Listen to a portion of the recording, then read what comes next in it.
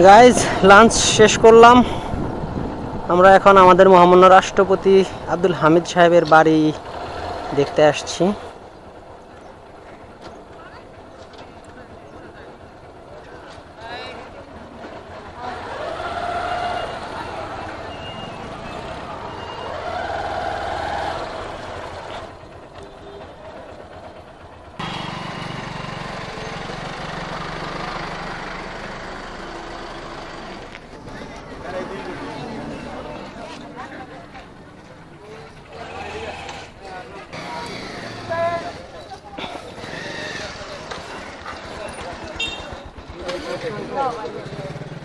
এ হচ্ছে আমাদের মহামান্য রাষ্ট্রপতি আব্দুল হামিদ স্যারের বাসা, দেখতে পাচ্ছেন।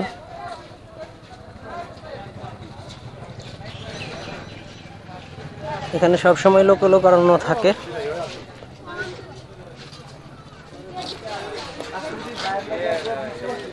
মিঠামইন এসে আসলেই নিজেকে সৌভাগ্যবান মনে হচ্ছে।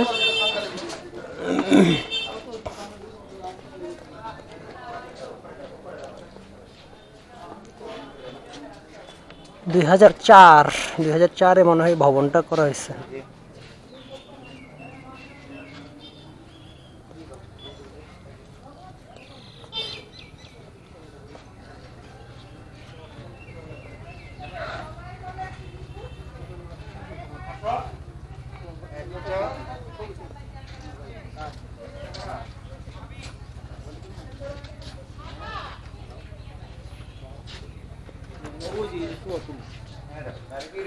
এইটা হচ্ছে আমাদের রাষ্ট্রপতি সাহেবের বাসা।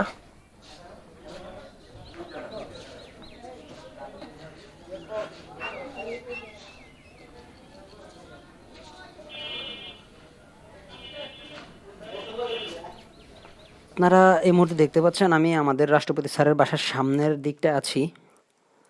এখানে একটি মসজিদ আছে, রাষ্ট্রপতি স্যারের বাসার সামনে একদম গেটের সাথেই একটি মসজিদ আছে। আর এই পাশে দেখতে পাচ্ছি আমরা দুটি কবর আছে। একটি হচ্ছে হাজি মোহাম্মদ তাইবুদ্দিন, যিনি হচ্ছেন আমাদের রাষ্ট্রপতি স্যারের বাবা। আর একটি কবর আমরা দেখতে পাচ্ছি মোসাম্মদ তমিজা খাতুন, ইনি হচ্ছেন আমাদের রাষ্ট্রপতি মোহাম্মদ আব্দুল হামিদ স্যারের আম্মা। দুজনের কবরই এখানে মসজিদের সামনে আছে।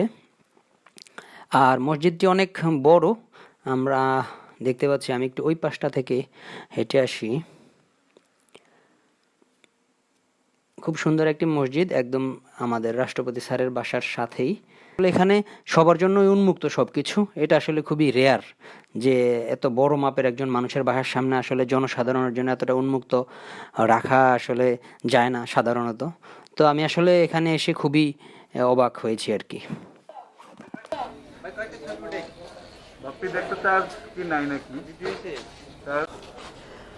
এটা রাষ্ট্রপতি সাহেবের বাসা। আর এটা হচ্ছে হাজি মোহাম্মদ তাইবুদ্দিন, উনি হচ্ছেন আমাদের সম্মানিত রাষ্ট্রপতির পিতা।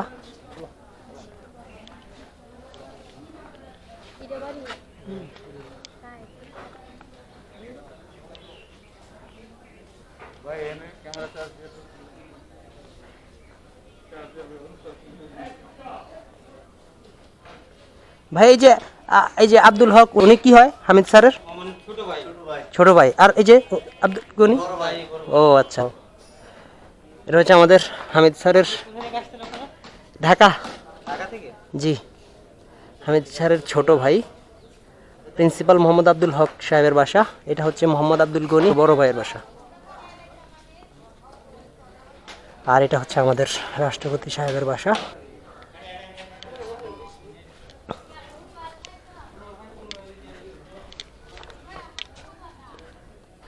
এখানে আমাদের আরেক ভাই ব্লগ করতে আসছে, কিন্তু ক্যামেরার চার্জ শেষ হয়ে যাওয়ার কারণে এই যে আমাদের রাষ্ট্রপতি আব্দুল হামিদ স্যারের বাসায় যে বাইরে একটা প্লাগ আছে, এই প্লাগের মধ্যে সে চার্জ দিচ্ছে। রাষ্ট্রপতি স্যারকে আসলে ধন্যবাদ স্যার, কম সুবিধা রাখার জন্য। উনি আমাদেরকে জন্য এখানে ফ্যানও আছে। বাপি ভাই, আপনার দলীয় রাষ্ট্রপতি, আমার দলীয় রাষ্ট্রপতি, দেশের রাষ্ট্রপতি জনাব মোহাম্মদ আব্দুল হামিদ স্যারের বাসা আসছেন, আপনার কিরকম লাগতেছে?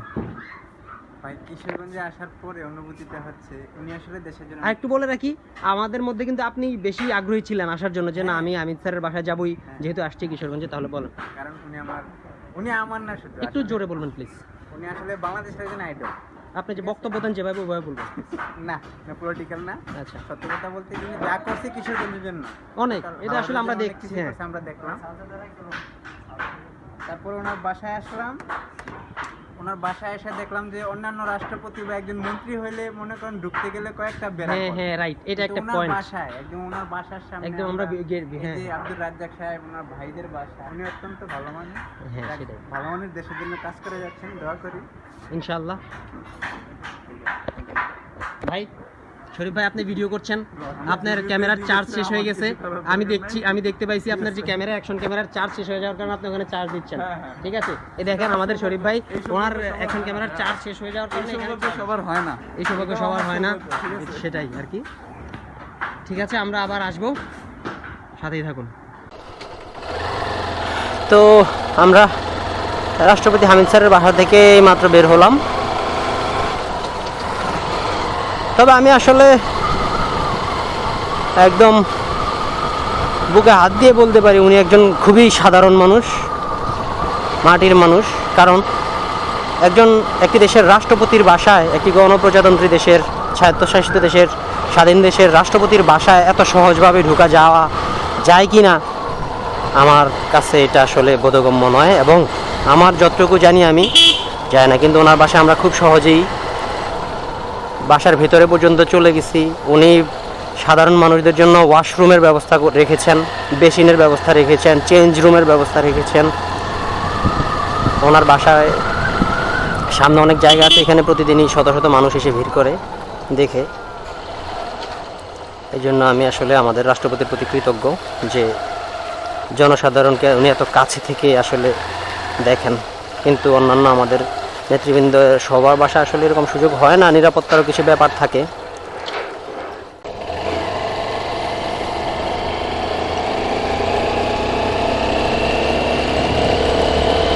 তো গাইজ, আমরা মিঠামইন থেকে আবার অষ্টগ্রামের দিকে ব্যাক করছি।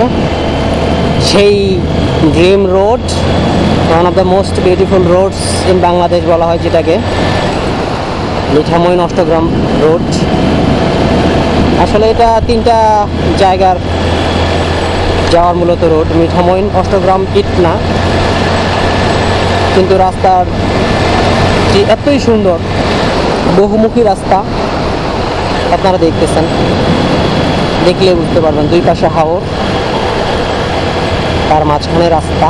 Wow, beautiful.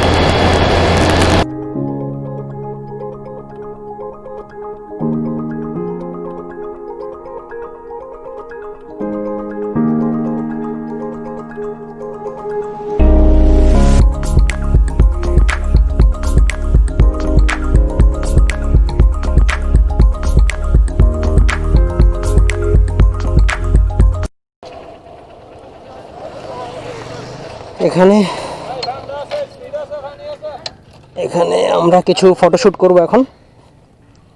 এই হচ্ছে সেই রোড, ওইদিকে অষ্টগ্রাম, এইদিকে ইটনা, ওইদিকে মিঠামইন। 3 রাস্তার মোড় এটা।